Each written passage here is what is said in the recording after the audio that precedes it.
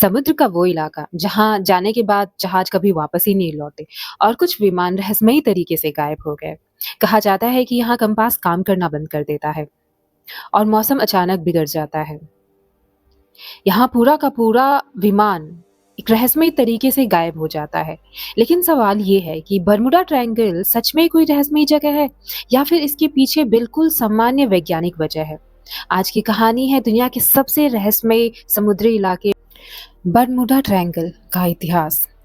Bermuda triangle Atlantic महासागर का एक प्रसिद्ध रहस्यमय क्षेत्र है जिसे लंबे समय से जहाज़ों और विमानों के अचानक गायब होने की कहानियों से जोड़ा जाता है। आमतौर पर इसे मियामी, फ्लोरिडा, बर्मुडा और प्यूर्टो रिको के बीच बने एक काल्पनिक त्रिकोण के रूप में जाना जाता है।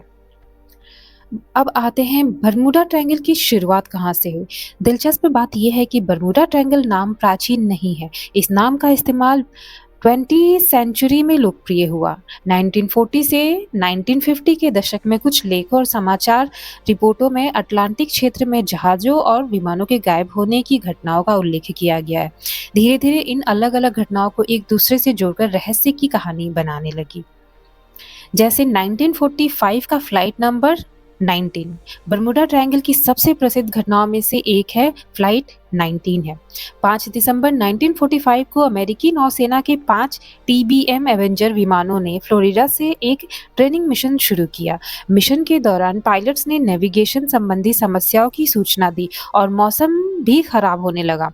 कुछ समय बाद पांचों विमान लापता हो गए। उन्हें खोजने के लिए भेजा गया एक पीबीएम मरीनर विमान भी वापस नहीं लौटा। इस घटना ने बर्मुडा क्षेत्र के रहस्य को बहुत प्रसिद्ध बना दिया। हालांकि उपलब्ध ऐतिहासिक जानकारी के आधार पर खराब मौसम, नेविगेशन एरर्स और मानवीय गलती जैसी सामान्य व्याख्या भी सामने आती हैं। 1950 के दशक में रहस्य बढ़ा। 1950 के दशक में अमेरिकी पत्रकारों और पत्रिकाओं ने समुद्र में जहाज़ों और विमानों के गायब होने की घटनाओं को एक रहस्यमय क्षेत्र से जोड़ना शुरू किया। इस दौर में यह धारणा मजबूत हुई कि इस इलाके में असामान्य चुंबकीय शक्तियां, समुद्री भंवर एवं अन्य अज्ञात घटनाएं हो सकती है।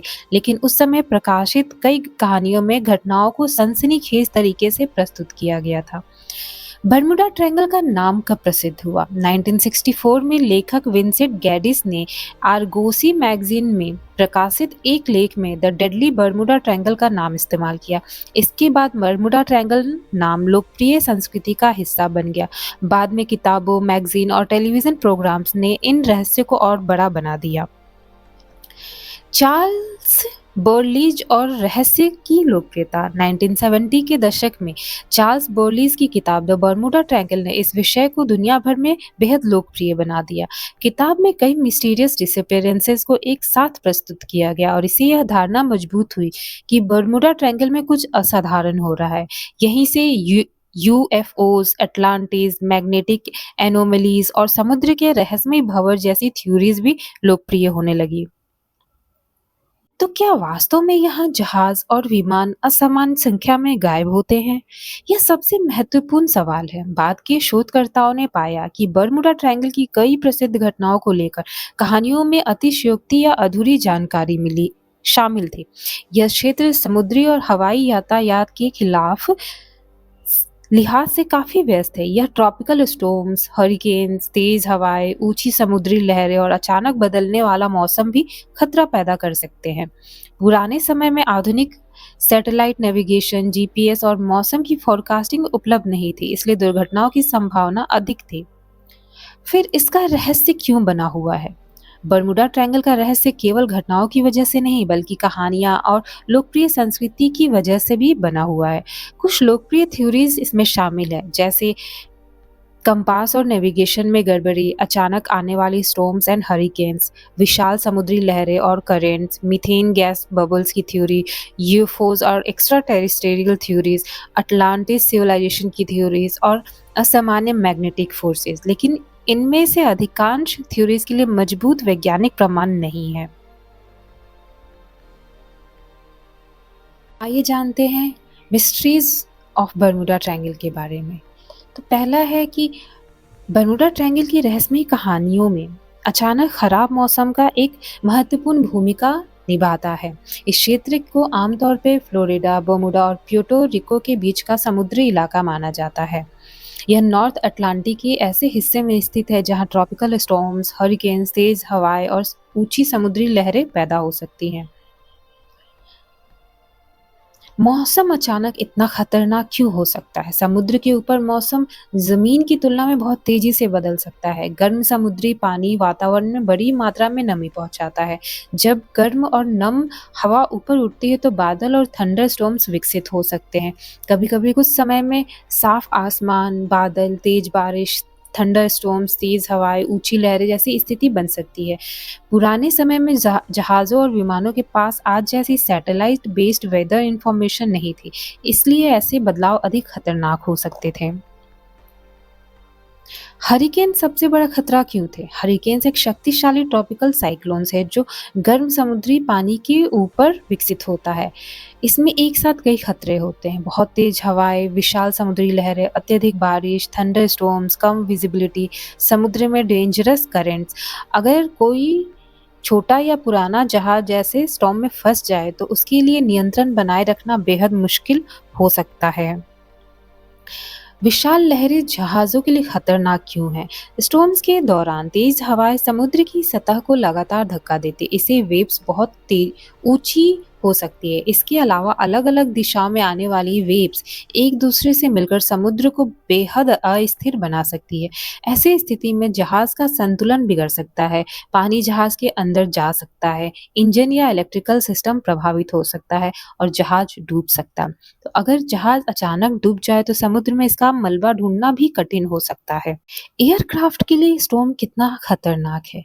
विमानों के लिए ट्रॉपिकल स्टॉर्म्स और थंडर स्टॉर्म्स गंभीर खतरा हो सकते हैं। थंडर स्टॉर्म के अंदर अत्यधिक टर्बुलेंस, तेज vertical air currents, lightning, heavy precipitation, visibility में कमी हो सकती है। इसलिए एयरक्राफ्ट आमतौर पर बड़े थंडर स्टॉर्म से बचने की कोशिश करते हैं। लेकिन 1940 के दशक में वेदर फोरकास्टिंग और स्टॉर्म ट्रैकिंग आज जितनी एडवांस नहीं थी। पुराने समय में समस्या और बड़ी क्यों थी? आज मौसम की जानकारी के लिए हमारे पास है satellites, weather radar, GPS, real time forecast, aircraft communication. लेकिन फ्लाइट 19 जैसे पुराने मामलों के समय टेक्नोलॉजी काफ़ी सीमित थी। पायलट को अपनी पोजीशन का अनुमान लगाने के लिए उपलब्ध नेविगेशन इंस्ट्रूमेंट्स और रेडियो इंफॉर्मेशन पर निर्भर रहना पड़ता था। अगर इसके साथ खराब मौसम जुड़ जाए तो सिचुएशन तेजी से बिगड़ सकती थी। स्टॉर्म नेविगेशन को कैसे प्रभावित कर सकता है? मान लीजिए कोई विमान खराब मौसम में अपनी सही दिशा खो देता है। अगर पायलट को अपनी पोजीशन का सही अंदाजा नहीं है तो वो गलत डायरेक्शन में उड़ सकता है। समस्या धीरे धीरे बढ़ती है, जैसे स्टॉर्म से विजिबिलिटी कम, फिर नेविगेशन मुश्किल, पोजीशन का गलत अनुमान, रूट से दूरी और फ्यूल की समस्या। समुद्र में जहाज़ों के साथ भी कुछ ऐसा ही हो सकता है। ओशियन करंट्स भी भूमिका निभा सकते हैं। बर्मुडा ट्रायंगल क्षेत्र में गल्फ स्ट्रीम जैसे शक्तिशाली ओशियन करंट्स मौजूद हैं। गल्फ स्ट्रीम समुद्र में मलबे और फ्लोटिंग ऑब्जेक्ट्स को तेजी से दूसरी जगह ले जा सकती है। इसका मतलब ये है कि अगर कोई जहाज दुर्घटनाग्रस्त हो जाए तो इसका मलबा जरूरी नहीं कि उसी स्थान के आसपास मिले जहां दुर्घटना हुई है। यही कारण है कि कुछ पुरानी समुद्री दुर्घटनाओं में मलबा ना मिलना रहस्य को और बढ़ाने वाला तत्व बन जाता है। तो क्या हर डिसअपीयरेंस का कारण हरिकेन था? नहीं, यह कहना गलत होगा कि बर्मुडा ट्रायंगल में गायब हुए सभी जहाज और विमान स्टॉर्म्स या हरिकेन्स की वजह से ही गायब हुए। कुछ घटनाओं के कारण आज भी पूरी तरह स्पष्ट नहीं है, जबकि कई मामलों में खराब मौसम, नेविगेशन प्रॉब्लम्स, मैकेनिकल फेलियर और ह्यूमन एरर जैसी सामान्य संभावना मौजूद है। इसलिए स्टॉर्म थ्योरी एक संभावित प्रकृति एक्सप्लेनेशन है, कोई यूनिवर्सल एक्सप्लेनेशन नहीं। आते हैं दूसरी theory, methane gas bubbles theory. क्या समुद्र के नीचे से उठने वाली गैस जहाज डुबो सकती है? बर्मुडा ट्रायंगल से जुड़ी सबसे दिलचस्प वैज्ञानिक थ्योरीज में से एक है मीथेन गैस बबल्स थ्योरी। इस थ्योरी के अनुसार समुद्र की गहराई में जमा मीथेन गैस अगर अचानक बड़ी मात्रा में ऊपर उठे और समुद्र की सतह तक पहुंच जाए तो पानी का घनत्व कम हो सकता है और उसके ऊपर मौजूद जहाज की बॉयंसी यानी तैरने की क्षमता प्रभावित हो सकती है। लेकिन शुरुआत में ही एक ज़रूरी बात, यह बरमूडा ट्रायंगल में जहाज़ों के गायब होने का सिद्ध कारण नहीं है। यह मुख्यतः एक थ्योरेटिकल एक्सप्लेनेशन है जिसे लोकप्रिय किताबों और डॉक्यूमेंट्रीज़ में काफ़ी चर्चा मिली है। तो क्या मीथेन गैस क्या है? मीथेन गैस जिसे CH4 कहते हैं, एक रंगहीन और अत्यधिक ज्वलनशील गैस है। समुद्र के नीचे कुछ क्षेत्रों में मीथेन हाइड्रेट्स के रूप में भी मौजूद हो सकता है। इन्हें कभी-कभी आइस लाइक मीथेन डिपॉजिट्स कहा जाता है, क्योंकि मीथेन पानी के मॉलिक्यूल्स के साथ मिलकर बर्फ जैसी क्रिस्टलाइन स्ट्रक्चर में फंसी हो सकती है। समुद्र की गहराई में कम तापमान और अधिक प्रेशर मीथेन हाइड्रेट को स्थिर रखने में मदद करते हैं। थ्योरी के अनुसार क्या हो सकता है? इस थ्योरी की कल्पना इस तरह की जाती है, समुद्र के नीचे मीथेन हाइड्रेट जमा है। किसी कारण से मीथेन अचानक रिलीज होता है। बड़ी मात्रा में गैस बबल्स ऊपर उठते हैं। समुद्र के पानी में गैस की मात्रा बढ़ती है। उस स्थान पर पानी का इफेक्टिव डेंसिटी कम हो सकता है। जहाज की बायोएंसी प्रभावित हो सकती है और यहीं से थ्योरी में सबसे ड्रामेटिक दावा आ जाता है। जहाज तेजी से अपना बॉयंसी खोकर डूब सकता है। जहाज पानी पर तैरता कैसे है? इसे समझने के लिए बॉयंसी समझना जरूरी है। जब कोई जहाज पानी में रखा जाता है तो अपने वजन के बराबर अपवर्ड बॉयंट फोर्स प्राप्त करता है। जहाज का हल बड़ी मात्रा में पानी को विस्थापित करता है। इसे समझते हैं सिंपल लैंग्वेज में। जहाज का वजन पानी द्वारा लगाया गया अपवर्ड फोर्स से जहाज तैरता है। अगर किसी कारण से जहाज को पर्याप्त बॉयंट फोर्स ना मिले तो वो डूब सकता है। मीथेन बबल्स पानी को कैसे प्रभावित कर सकते हैं? अगर पानी में बहुत बड़ी मात्रा में गैस बबल्स मौजूद हो तो उस मिश्रण का एवरेज डेंसिटी सामान्य समुद्री पानी से कम हो सकता है। यही इस थ्योरी का मुख्य आधार है। कल्पना कीजिए कि एक जहाज के नीचे अचानक कुछ अधिक बबल्स वाले पानी आ जाए।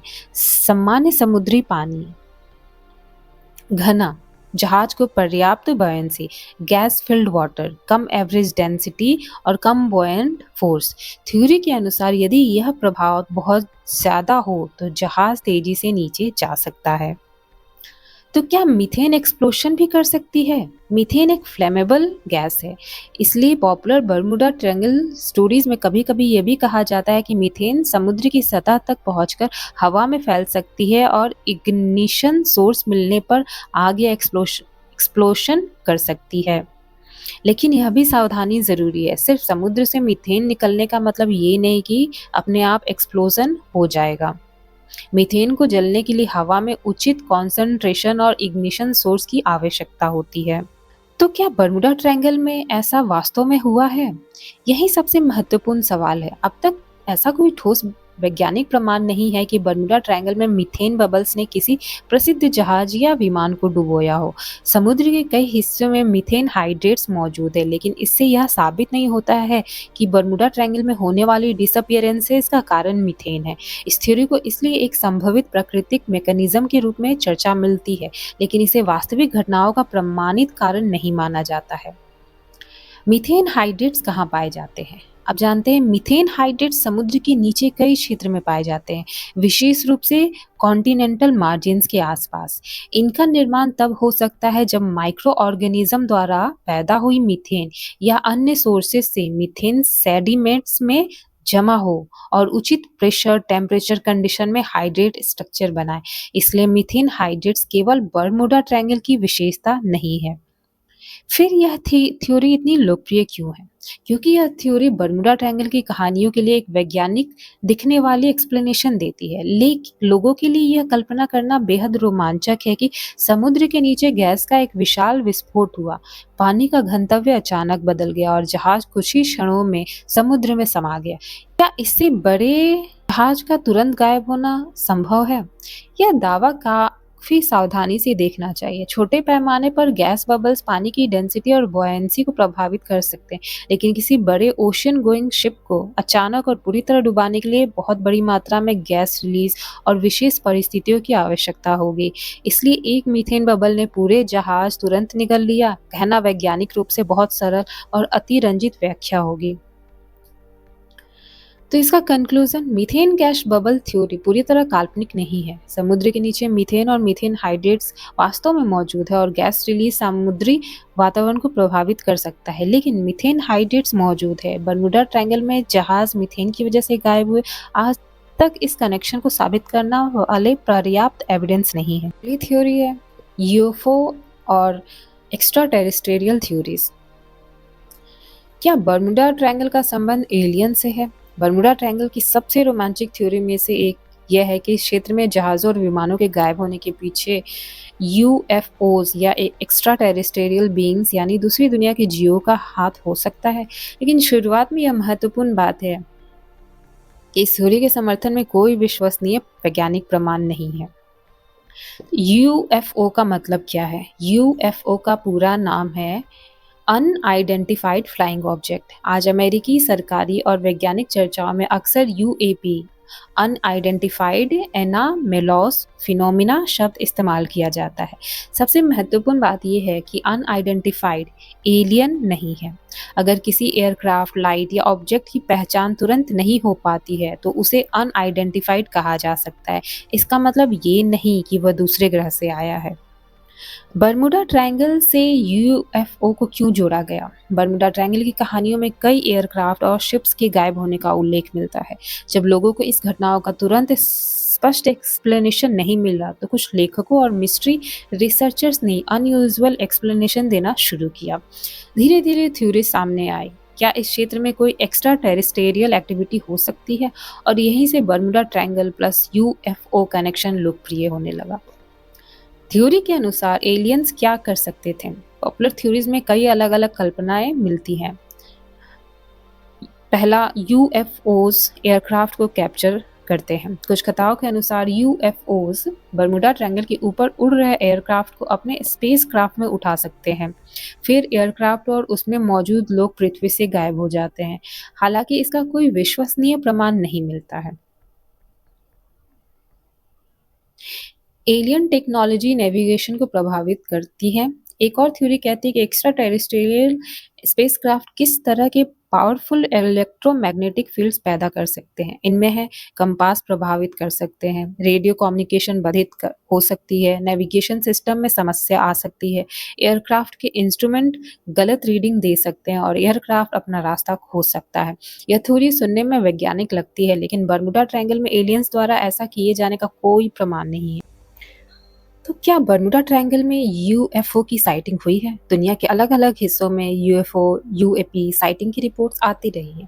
बर्मुडा और कैरेबियन रीजन में भी अनयूजुअल लाइट्स और अनआइडेंटिफाइड ऑब्जेक्ट्स की कुछ रिपोर्ट सामने आई है, लेकिन किसी भी रिपोर्ट को केवल इसलिए एक्स्ट्रा टेरेस्ट्रियल नहीं माना जा सकता कि ऑब्जर्वर और उसकी पहचान नहीं कर पाया।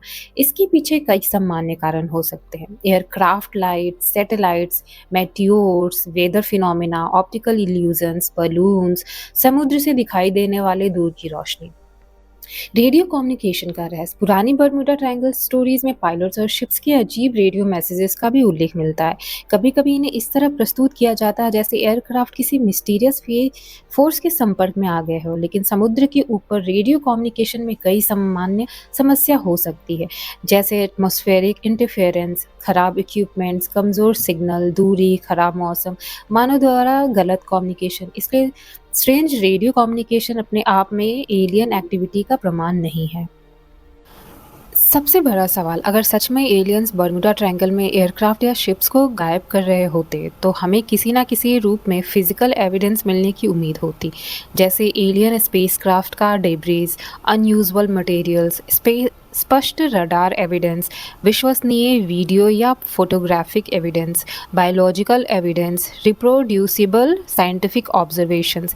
लेकिन ऐसा निर्णायक एविडेंस उपलब्ध नहीं है। अगली थ्योरी है अटलांटिस सिविलाइजेशन की। बर्मुडा ट्रायंगल से जुड़ी अटलांटिस थ्योरी सबसे लोकप्रिय और रहस्यमय थ्योरीज में से एक है।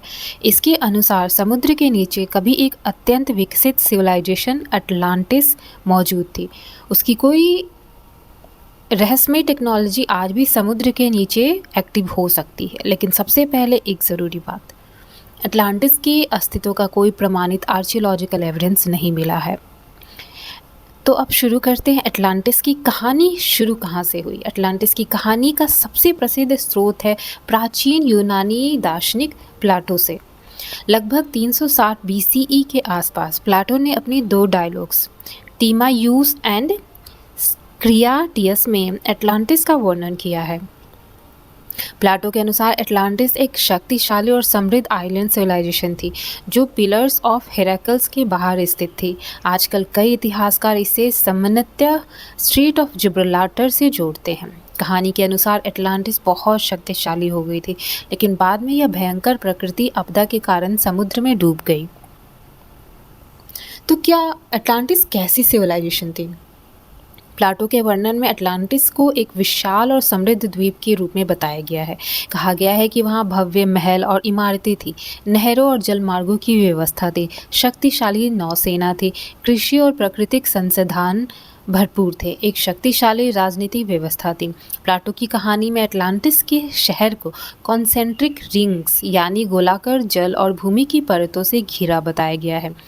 यही विवरण बाद में अटलांटिस को अत्यंत एडवांस सिविलाइजेशन के रूप में प्रस्तुत करने वाली आधुनिक कहानियों का आधार बना। तो अटलांटिस कैसे डूबी? प्लाटो की कहानी के अनुसार अटलांटिस अंततः एक बड़ी प्राकृतिक आपदा में नष्ट हो गई। इसके बाद वह समुद्र में डूब गई और लोगों को उसका कोई स्पष्ट अवशेष नहीं मिला। यही हिस्सा बर्मुडा ट्रायंगल थ्योरीज के लिए बहुत आकर्षक बना। कहानी को कुछ लोगों ने इस तरह जोड़ना शुरू किया। अटलांटिस समुद्र में डूबी, अटलांटिस की एडवांस टेक्नोलॉजी समुद्र के नीचे रह गई, वह टेक्नोलॉजी आज भी सक्रिय हो सकती है।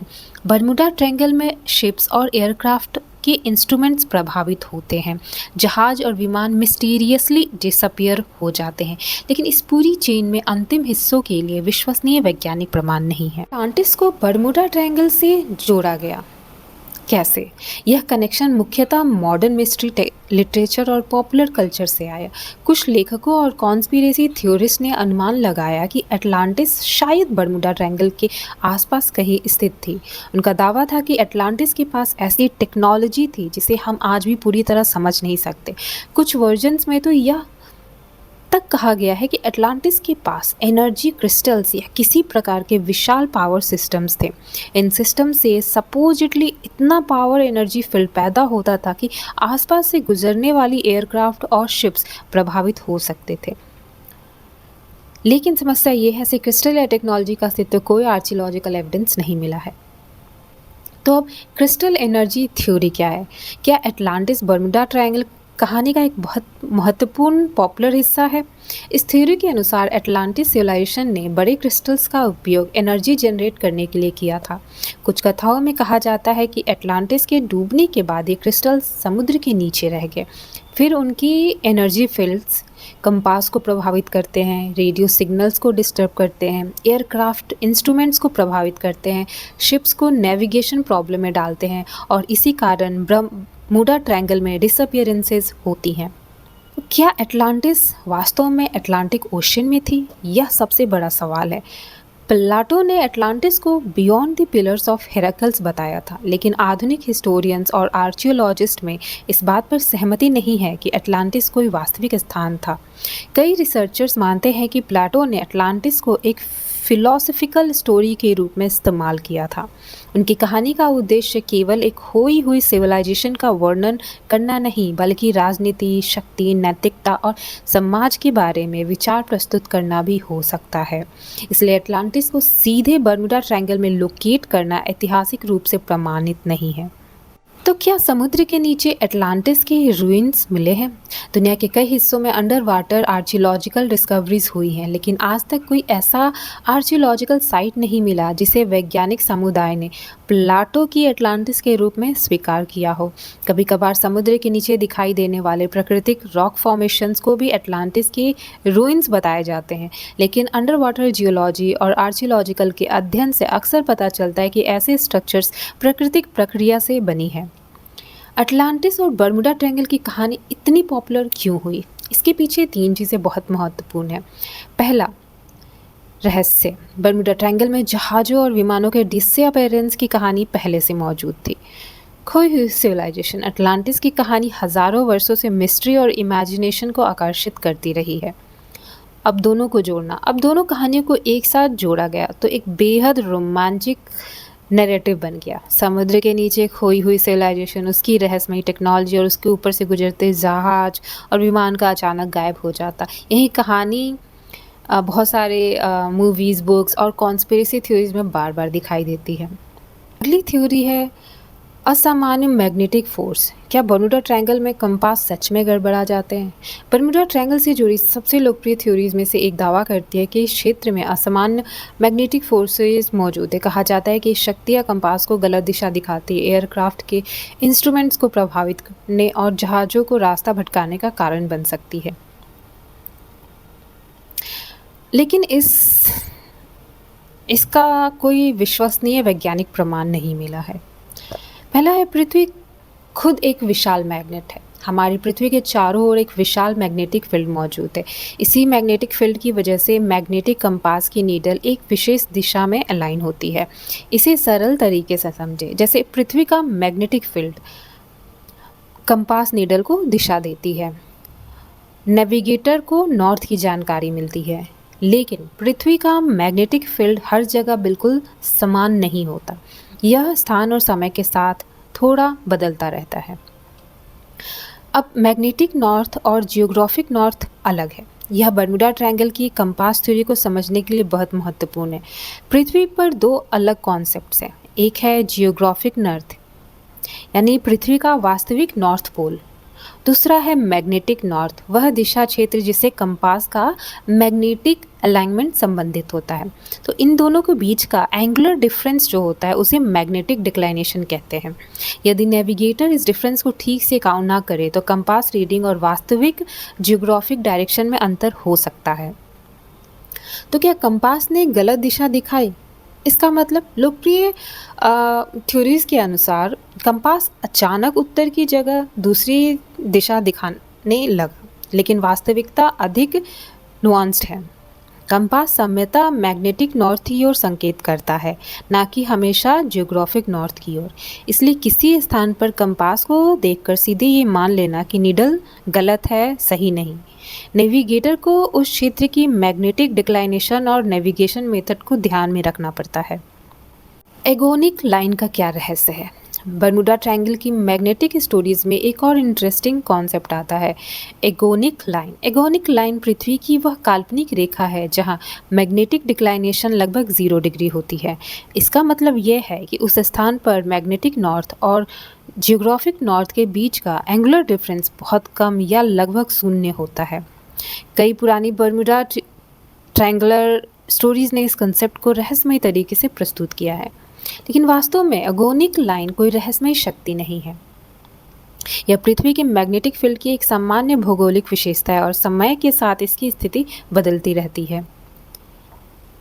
तो क्या बर्मुडा ट्रायंगल में मैग्नेटिक फोर्सेस से जहाज गायब हुए हैं? इसका कोई निर्णायक वैज्ञानिक प्रमाण नहीं है। कुछ पुराने नेविगेशन इंसिडेंट में कंपास या पोजीशन रिलेटेड प्रॉब्लम्स हो सकती है, लेकिन उन्हें सीधे मिस्टीरियस मैग्नेटिक फोर्स का परिमाण बनाना उचित नहीं है। बर्मुडा ट्रायंगल की कई घटनाओं को समझने के लिए खराब मौसम, navigation errors, human error, mechanical failure, समुद्री करंट्स, कम्युनिकेशन प्रॉब्लम्स जैसे फैक्टर्स अधिक सामान्य और प्लॉजिबल एक्सप्लेनेशन है। अब सबसे महत्वपूर्ण बात, मैग्नेटिक फील्ड वास्तविक है, मैग्नेटिक एनोमलीज भी वास्तविक है, कंपास में वेरिएशन और डिक्लिनेशन वास्तविक है, लेकिन बर्मुडा ट्रायंगल में कोई रहस्यमयी मैग्नेटिक फोर्स है जो जहाज़ों और विमानों को गायब कर देती है। इसका कोई प्रमाण नहीं है। यही फ़र्क विज्ञान और मिस्ट्री स्टोरीज़ के बीच है।